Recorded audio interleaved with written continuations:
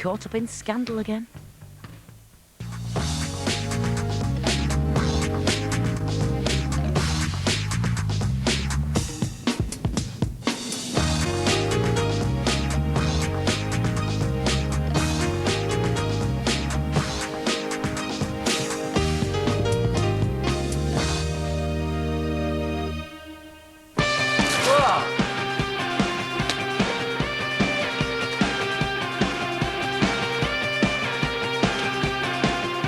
The Wicks family are secretive, Fiery. Screw you, Kevin! Complicated. Selfish. I told you to get rid of it! strong. Witty. Yes, one is quite amused. Sassy. Fractured. I just like being like one of the Wickses because I just think that they rock. The Wicks family have formed an integral part of Albert Square. From womaniser Wixie in the 80s to the present day and the arrival of a new generation. A fragmented family, they've certainly made their mark, but there is one thing in particular that binds them all together. Historically, the Wicks have always been big trouble. There's one scandal after another, and I think it'll always be like that with him. They say all stories are about either sex or money. With the Wicks, it was always sex. Simon, you can't leave me like this. I'm having your baby, for God's Don't sake. start all that again, Cindy. It ain't mine and you know it. Feel it. Come on, just feel it. And the latest Wicks family are no exception. I'm not your dad. Kevin not being my dad is pretty devastating. It's a massive, massive lie that's gone on for so many years. So what, you do what you've always wanted, eh? Come on, push off. So as Kevin looks set to return and face the aftermath of the latest scandal to hit the family, why bring back the Wicks? Unlike the new Wickses. When we were looking for a new family, the Wicks name, in the way that the Beals and the Fowlers, was absolutely synonymous with Albert Square. I think it's terribly important to have families coming into the square who are connected with the square. It means that the audience don't have to work so hard to know their provenance. I think it takes the audience about a year to get used to you anyway, and being a Wicks, I think, give us a helping hand. One for the road. It's a whole dynasty, and the audience love that familiarity. You're a Wicks. That's right. I'll say. There's something wrong with that. Oh, only if you enjoy sleeping with other people's wives.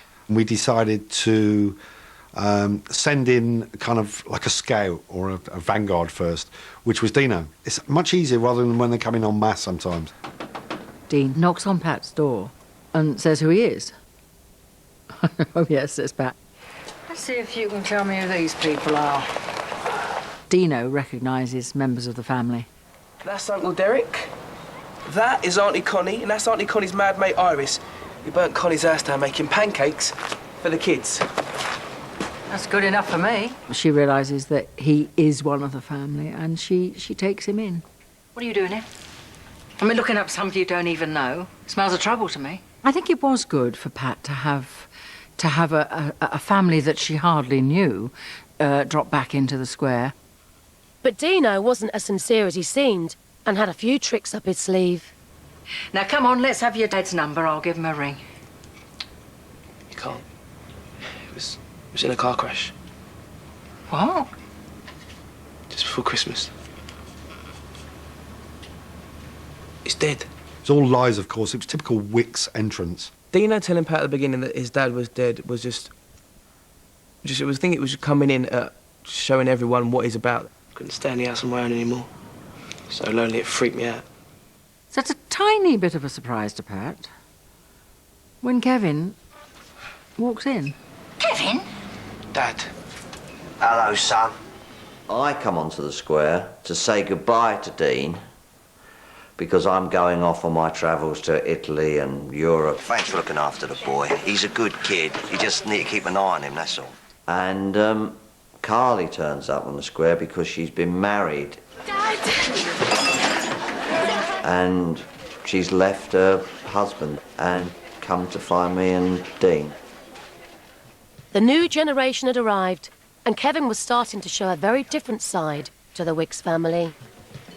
I think David and Simon were womanisers in the show. Kevin's not. Right then, Ingrid, it's your turn at last. Sorry? You won't be. He's very different. He's not the sort of Casanova type that those two were. I think you're bonkers, loud, arrogant, mouthy. And that's your chat-up line, is it? But you're also clever, funny, passionate. He's charming as in he's one with words, isn't he? He's affable, he's likeable, but he's not dangerous. Kevin's more of a stay-at-home sort of guy. Denise, I've spent the last 20-odd years working my knackers off trying to raise 3 kids. When the hell would I have time to be Jack the Lad? But Kevin, along with his children, certainly made an impact on the square.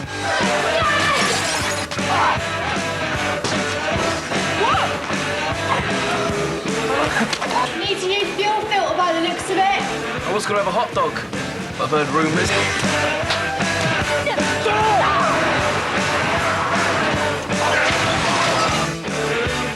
I want your son held responsible.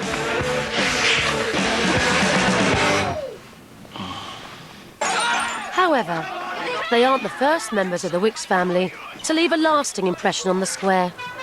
Simon Wicks, better known as Wicksy, made his own mark 20 years earlier. When Wicksy first came into the show, he was kind of everyman to me. I think that was the thing about Wicksy. All right?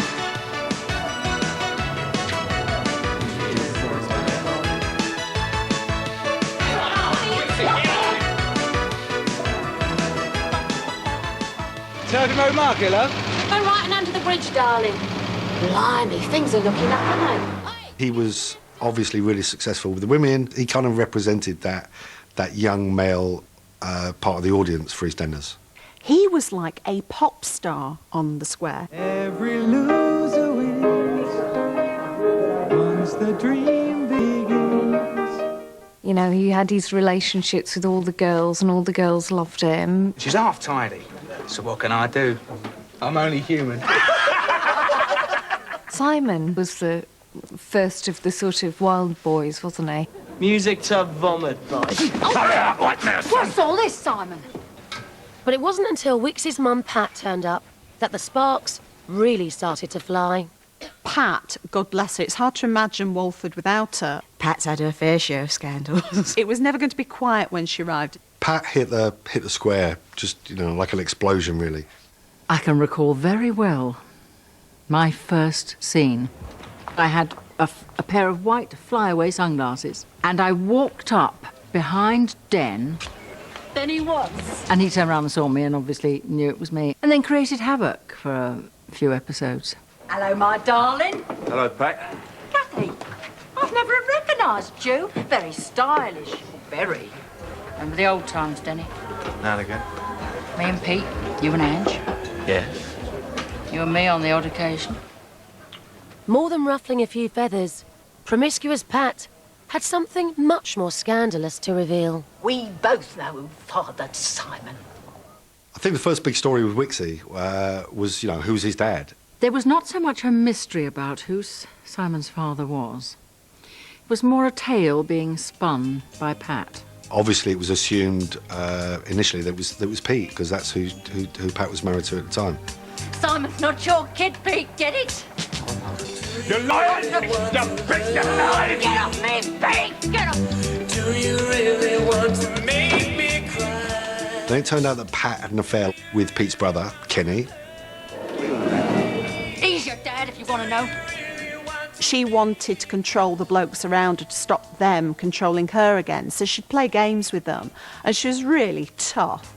Either of you could be the father. But one thing's quite certain. He's definitely mine. And there were even suggestions that Den was the dad. Long time ago, as I said. Over before the creation of man. Dead before it started. I might fancy resurrecting it. You what? Well, see, there's nothing to stop me telling the entire population of Walford that after all that, I do know who the father is. Eventually, Pat admits that Brian Wicks was his father. There was only one man in Walford then. He was the real thing for a time. That's why I married him. I think that scandal about, you know, who was Wicksy's father was a really strong story at the time. It was about, you know, who were the men that were important to Pat, how she kind of had control over all those men, and she loved it. He kept them all guessing, under the cosh. It wasn't like you need to know this because you need to know the truth, was it? It was like, I've got the power because I've got the knowledge. And I'm a trollop. And that was a scandal that really worked well because it was of a theme which was about family and about fractured family. Simon resented his mother. But they had a strange ongoing relationship because when he had the affair with Cindy, she sheltered him. No, you won't say nothing to her, will you? What do you take me for? I'm your mum. It's your secret. To bring in Cindy, who was with Ian at the time, to then embark on an affair with Simon was a great story. The impact of that was gobsmacking at the time. There was something about Cindy that was slightly reminiscent of Pat. If I didn't know you any better, young lady, I'd say you was giving me the come on. Oh, the penny farthing what day? She was a bit of a good time girl. Another scandal was about to unfold, but there was a much bigger secret to hide. Simon, you can't leave me like this. I'm having your baby, for God's Don't sake. start all that again, Cindy. It ain't mine, and you know it. Feel it. Come on, just feel it. Cindy was pregnant with Wicks' child as she walked up the aisle to marry Ian. It said a lot about Cindy, actually, to marry Ian knowing that she was pregnant with someone else's child. I hate to think what this is going to do to you, but Stephen isn't your son. Scandal had struck the family yet again. And with Wicksy finally owning up to his responsibilities, he left Walford with Cindy and the baby.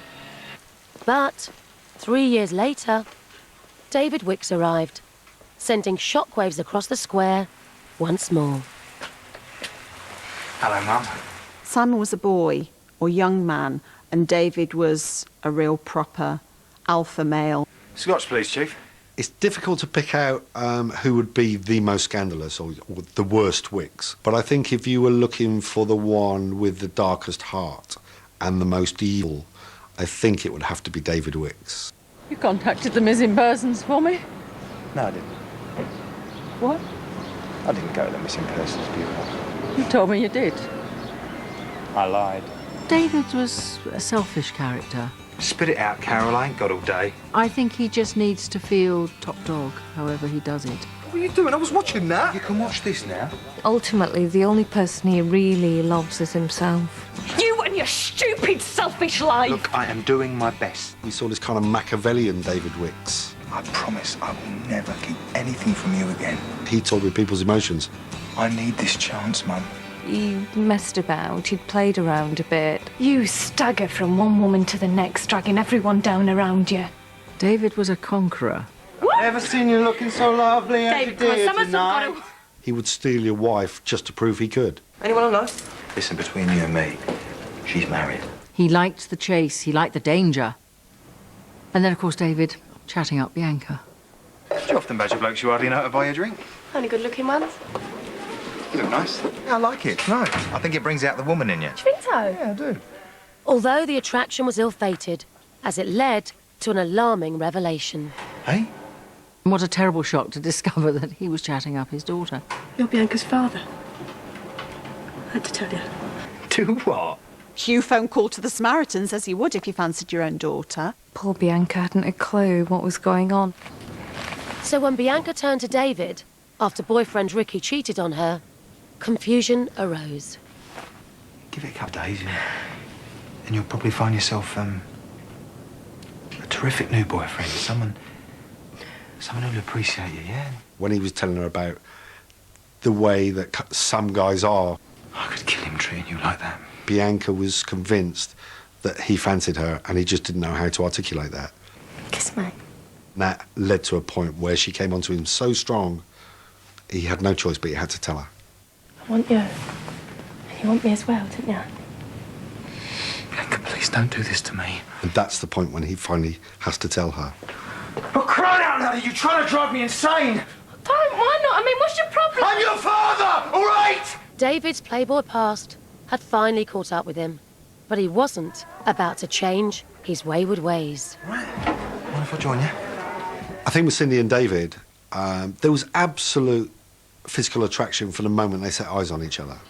The chemistry was fantastic, and you just knew that it was only a matter of time before they were getting their kit off and getting down to it in that kind of Wicksy way. Why don't you shut the door and close the curtains? 'cause you're not going anywhere. He's coming up the stairs, and in a moment he'll want to see you. The relationship he had with Cindy was just pure toxic. It was wrong. That was just going on for ages. He was wrong for her, she was wrong for him. It was bad, bad, bad, bad, bad. No, I've got to pick up the kids. He was a really naughty character. All that porter cabin action, no. And you thought they must get caught. I mean, they're in that porter cabin and Lord knows, you know, the whole thing's rocking and everybody will see in the square. Nope. I think we ought to talk. Come visit tomorrow, darling. Look, I'll see you later and we'll get everything sorted out then, all right? He was never going to be pipe and slippers. He was never going to look after her. He was always better for an affair and a fling. You see me to get it in then? Well, I'm not seeing much of you at all at the moment. When we first thought these two people have to be together, there was kind of the breaks for a moment. We went, whoa, haven't we done that already? We've done a Wixie and Cindy. It's a chance for us to get to know each other better. Sorry? Well, after all, I am the boy's uncle. And then we thought, well, no, hang on, that kind of makes it cool because, you know, what's that going to do to Ian? To think that this Wicks family have kind of, you know, it's like they're picking on him. Yeah, what was the score? 1-0. I think we let the Cindy and David story run and run for a little while. I think it was just fantastic because we were getting so much from it. What's on the menu tonight? I don't know off the top of my head. You'll have to come and find out for yourself, won't you? It was kind of all the mind games that they were playing, the mind games that David was playing with Ian. Hey, David? Oh, what a shame. Thought you were Cindy. I was all set to flirt with her.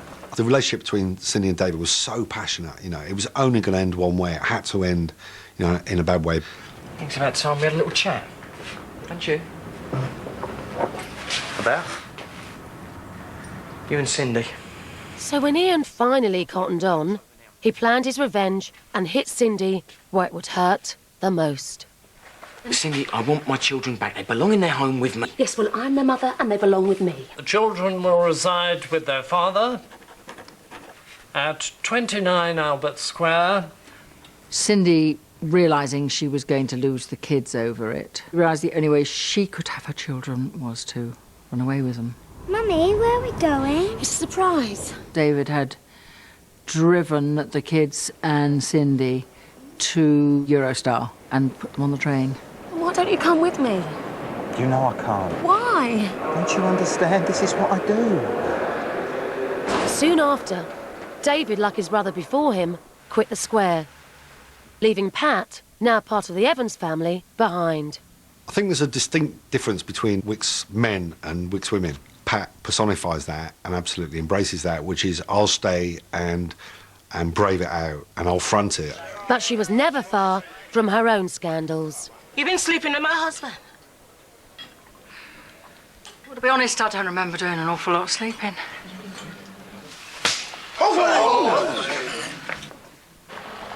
But it took the new generation of Wicks and the arrival of Carly and Dino's absent mum Shirley on a family trip to Dorset to lead to one of the biggest scandals to hit Walford in years. Excuse me. Yeah? I'm looking for a village called Kingston. Yeah, about a mile. Yeah, we're just going there, actually. I don't suppose we could...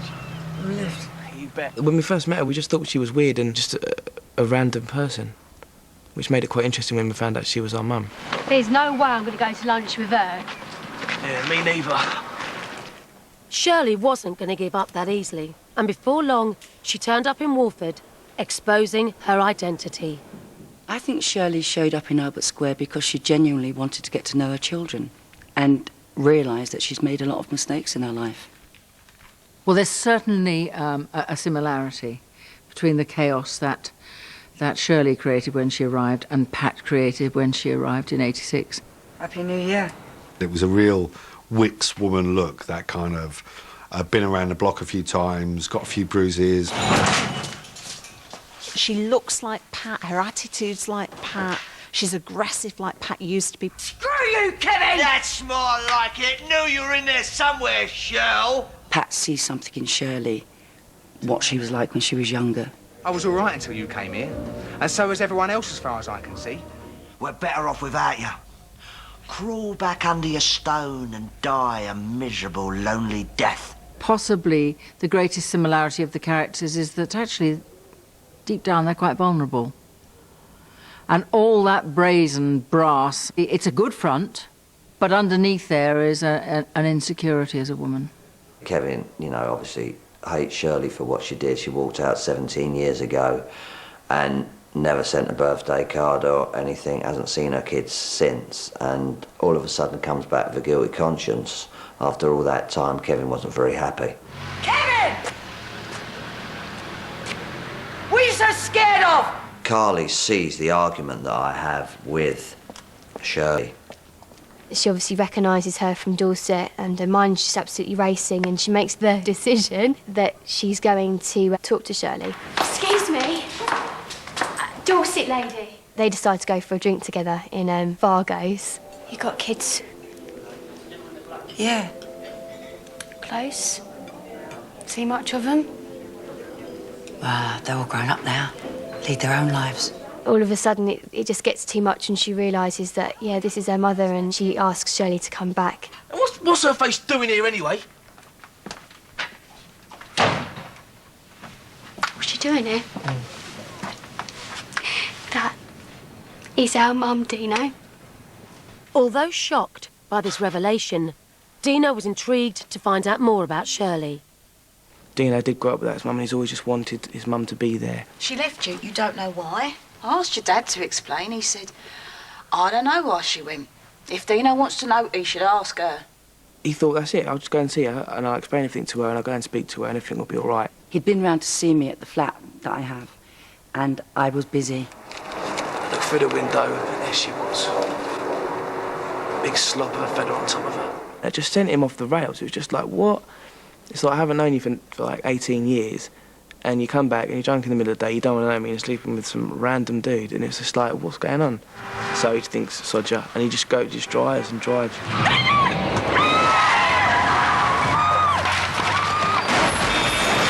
I think the crash was a bit of a turning point, because Dean had this romantic vision of mother and him, you know, her being by his bedside. What do I know about what mothers do? They stay. That's what mothers do. Dino had decided that he still wanted his mum around him, but Carly had a very different reaction. Her presence is really felt that she is going to be part of this family, that she's there, and Carly is so, so angry. I've kept it with me the whole time. I kept you right here. You were with me right here. We've not been apart. Well, not so close now, are we? No. She's quite threatened by this woman because, like, she's looked after Dean herself, and they've got a very close, tight relationship. For somebody else to come in and potentially take him away, she feels really threatened by it. Look, why do what he did last time, eh? Up and disappear. Wait! We don't need you! Dean! I think it's been devastating for them. But at the same time, I think they're quite intrigued to find out what having a mum's going to be like. When we realised that we quite like to see this woman that abandoned these kids, we then thought, well, we're going to need something else to blow. We're going to need another secret. And while the honesty's breaking out, why don't we include the kids? See if they can cope with the real truth. I think as time went by and Shirley didn't turn up and the social services didn't come knocking on the door, and no one bothered, he just let things go. The best thing to do is to tell the kids as soon as possible. What, and risk losing them? Not an option. But Shirley... Yeah, won't say a word. Know why? Because she's got me where she wants me. The kids start getting a suspicion there's some secret that's very deep and very meaningful. What's going on? Nothing, why? Just having a chat, that's all. When Carly finds out, she understandably takes it really, really badly. But I'm not your dad. I've never been told anything as dramatic as that in my life, and that's difficult to play. So who's our real dad then? I can't really say. Tell us. The person that she loves and that she adores and that she respects and that she goes to for advice has lied to her. Why didn't you tell us before? Well, there was never a right time. Easier to lie to us, yeah. She's angry, she's, very emotional. That's great, that is. It was really good to play. It was so juicy. He needs me. Don't you dare say that! I think if it hadn't have been forced out of him, Kevin would have kept it secret. Carly's very nasty to him. She's very tough on him. Carly just couldn't find it in herself to forgive Kevin for that. So she lays into him. But I'm your dad. No, you're not my dad! You're a fake! And you always have been! Unwanted by his children, Kevin left the square in true Wicks style. Kevin ran away because he couldn't really cope with the rejection that might happen. Everything that matters in Kevin's world are them two kids. There was a sense of guilt for not telling them. There was all sorts of reasons. He was having I think it sort of sent him into a downward spiral, really. He felt that his life was in tatters and the best way to deal with it was to leave Walford.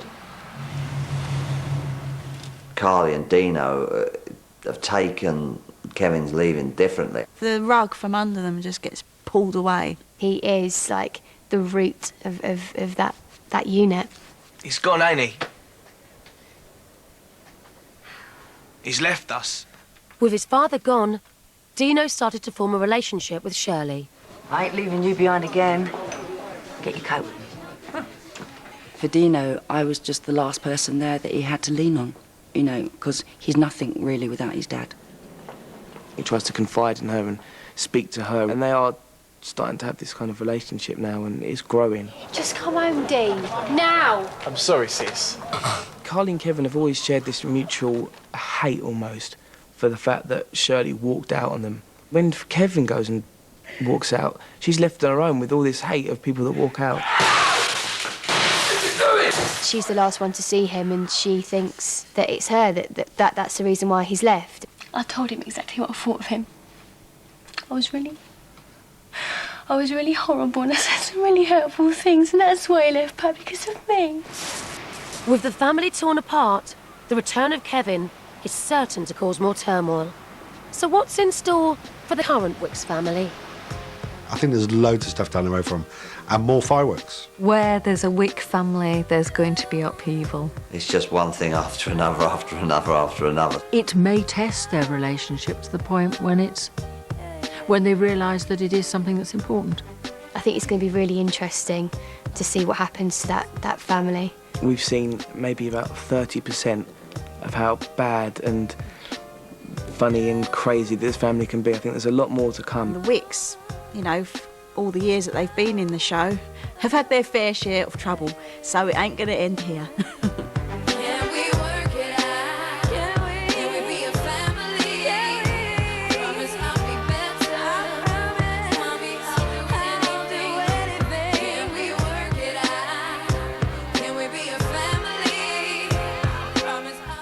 On the way next on BBC3, it's Help, My Dog Is As Fat As Me.